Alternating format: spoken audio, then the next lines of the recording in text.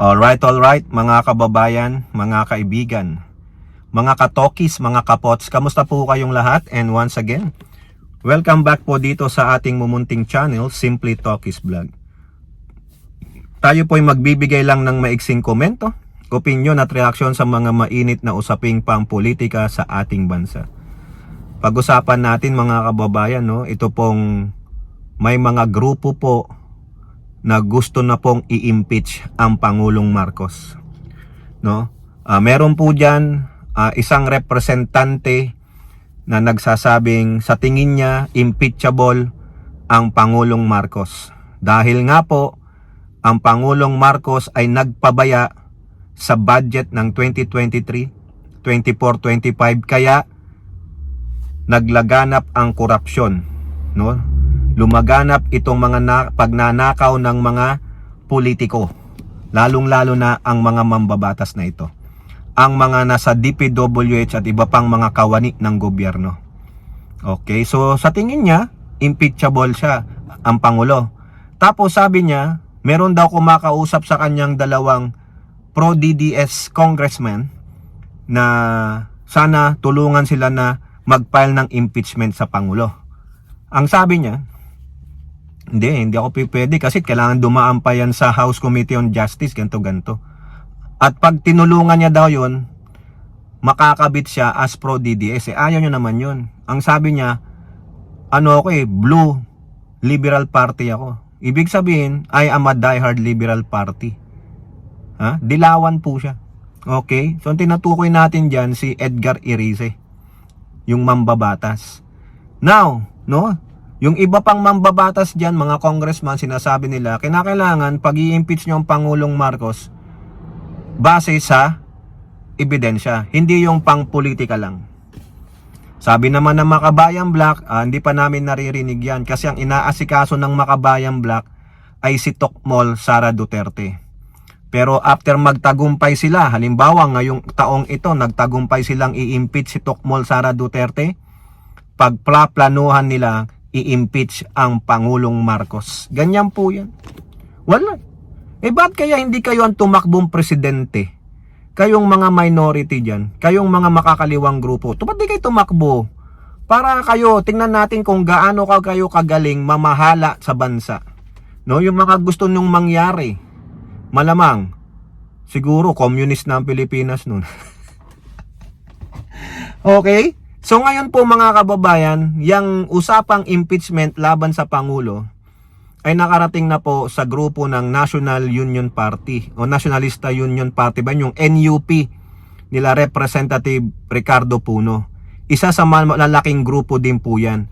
At dyan din po galing si Meow Meow. Pinatalsik lang siya dahil nga unethical itong si Meow Meow. Sabi po ng chairman ng NUP na si Representative Ricardo Puno, we will reject any calls for impeachment laban sa presidente. Kasi po, nag-usap-usap na sila kasi nga nakakarating na sa kanila. Sabi niya, nag-usap-usap na kami ng mga party members and we find out that there's no legal basis on the Constitution para po pailan ng impeachment ang Pangulong Marcos.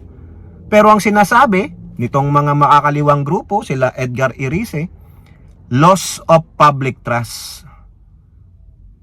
Kung gano'n naman pala, kung nawala na ang tiwala ng mamamayang Pilipino sa Pangulong Marcos, why not you go ahead and file the impeachment case against the President?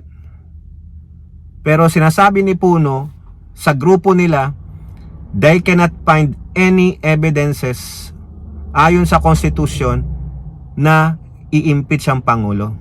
Hindi sila naniniwala doon sa loss of public trust. Siguro naman nag-usap-usap sila, alam nila na in good faith ang ginawa ng Pangulo. Kasalanan ba ng Pangulo na binigay mo yung hininging budget?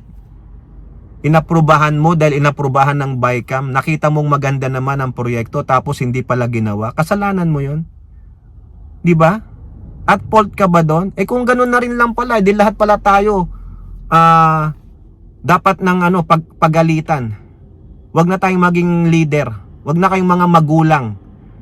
'Di ba? Kasalanan ba ng magulang na yung anak hindi pumapasok sa school, akala mo pumapasok sa eskwelahan?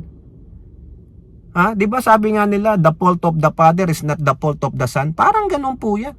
Yung bang kasalanan ng DPWH, yung mga magnanakaw doon, inalaw ng Pangulo? Nasaan?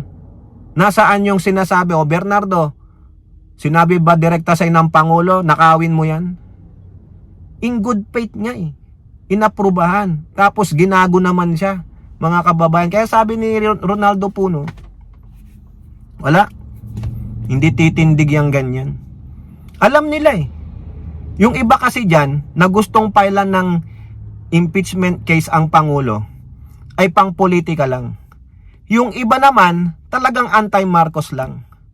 Oo, kasi tingin nila, ang Marcos hindi dapat gumagawa ng mabuti. Ang Marcos ay magnanakaw O di ba ngayon, kayo diyan na gustong i-impeach ang Pangulo because of loss of public trust dahil sa kapabayaan niya sa budget, di mag-file kayo. Subukan nyo. Tingnan natin kung makakakuha kayo ng boto sa Kongreso. O nagsabi na ang NUP, we will reject any calls for the impeachment of the President. Bakit kasi hindi nyo na lang tapusin Di ba marami naman proyekto na gagawa ang Marcos admin. Mga bulag lang kayo Yung mga nagsasabing tamad ang Pangulo, bakit? Nakasama nyo ba ang Pangulo? Nakasama nyo ba ng 90 days ang Pangulo sa mga trabaho niya? Di ba? Bago kayo magsabing tamad ang Pangulo, dapat kayo mismo naka-experience paano naging tamad ang Pangulo. Hindi yung sa chismis lang. Mga chismosang palaka kayo Di ba? Kaya talaga mga walang talaga para lang makasira sa Pangulo. Para lang may masabi at sabing sila ang matino. Ha? Kumbaga kayo ang unang pumukol ng bato. O ibig sabihin matino kayo. Ganon? Yan. Diba? Tandaan nyo yan mga makabayang black, mga anti-Marcos, mga dilawan at kakamping. Sabi naman ni Dilima, mga kababayan, ay hindi po namin pa yan inaasikaso. Ha? Kami naman kasi tumitingin kami sa ebidensya, which is good. Kaya kila Leila Dilima, pinag-aaralan pa nila. Okay? Kasi ang concentration nila ngayon kay Tokmol Antay tayo, baka sa after ng sona ng Pangulo, yung ikalima. Na sona ng Pangulo, titingnan natin. Okay? So ngayon din po, usapang Pangulong Marcos din, ang Pangulong Marcos nabudol. Opo mga kababayan, nabudol po ang Pangulong Marcos. Bakit? Sabi po kasi ni Lacson, si Bonoan daw parang inilihis, iniba-iba yung mga lugar ng proyekto. Kumbaga mali yung sinabi niyang mga lugar ng mga proyekto. Mali yung ginawa nilang mga coordinates. Even doon sa i-report mo sa Pangulo website, sinasabi ni Vince Dizon, mali-mali yung mga addresses, mali-mali yung coordinates na nilagay doon na nire-report. Sabi ni Vince Dizon, hindi ko rin alam bakit ganun Mali tuloy yung binigay na report sa Pangulo. Baka ganun din ang ginawa noon, yung sinasabi na alala nyo yung ikatlo ba? Yung ikatlo na zona niya na sinasabi niyang meron ng 5,500 na flood control projects na tapos na. Baka nga binudol siya dun 'Di ba? Sino ba ng DPW secretary doon? Baka si Bonoan, nambudol si Bonoan ng gago. Sabi ni Lacson, alam ni Bonoan yung ginagawa niya, kaya alam niya rin na kasi sumasagot si Bonoan na hindi yan. Hindi ito. Alam niya na mali-mali yung coordinates na binigay nila para mailihis yung investigasyon. Ngayon, inamin ni Dizon, nabudol ang Pangulo. Mali ang mga report na ibinigay sa Pangulo. May nanggago. Sabi lang ni Dizon, hindi ko alam kung sino may kasalanan dyan Baka yung mga engineers, mali yung mga coordinates. Malamang kasangkot yung mga yan. Diba? Nilinlang nyo ang Pangulo. Kaya dapat talaga, Vince Dizon, ang laking reforma ang gagawin mo dyan sa DPWH. Kailangan maayos mo yan. Dapat itong taong ito magpakitang gilas kayo. Yung mga naka-pending na mga trabaho dyan, ng mga infrastruktura na ilang taon nang natenga, baka yung mga bakal, bulok na. Tapusin nyo na yan. Magpakatino kayo dyan sa DPWH. Hindi lang DPWH, lahat ng ahensya ng pamahalaan, nakakasawa po.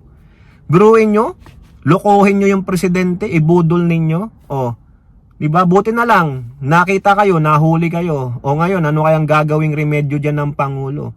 Ha? Kailangan i-rectify ng Pangulo yan. Panagutin niya yung mga nambubudol dyan, mga magnanakaw, mga kababayan. Baka sabihin ng iba, bakit hindi binerify ng Pangulo? Binerify na nung ano mo department head mo Sabi mo, is this correct? Factual and certified through copies? Na ano nyo ba to? Kung sinabi opo sir. Pinagkatiwalaan mo na Kaya ang hirap talaga mga kababayan, kaya ang hirap maging Pangulo sa'yo lahat ang sisi. No? Gumagawa ka na ng tama, wala pong makikitang maganda ang mga taong mga talagang sobrang matutuwid. Oo. Kaya itong Pangulong Marcos, kahit na anong gawin niya, yung mga sobrang matutuwid dyan, ngangaw-ngaw pa rin ng ngangaw-ngaw. Ngangak-ngak pa rin ng ngangak-ngak. Ha? Magiging meow-meow-meow pa rin sila. Sasabihin nilang kurap. Di kayong magpresidente. Subukan ninyo. Ha? Maging diktador kayo para hindi kayo makikinig sa mga sulsol. Ha? Gawin ninyo kamay na bakal. Tingnan natin. Kala nyo napakadaling maging presidente. Kayo dyan ng mga anti-Marcos, mga rights group. Magpresidente kayo para yung sinisigaw nyo sa kalye magawa ninyo. Ha? At tingnan natin kung ano rin kayo, magiging perpekto kayo. Di ba? Kasi sa tingin nyo sarili nyo, mga perpekto kayo At least umamin si Vince Dizon. Mali-mali ang binigay na report sa Pangulo. Kumbaga, binudol, nagsinungaling yung mga nagbigay ng report, mga kababayan. Kayo po, ano po ang inyong masasabi? Comment down below and don't forget to like and share. Hope to see you on the next videos. Bye-bye. God bless.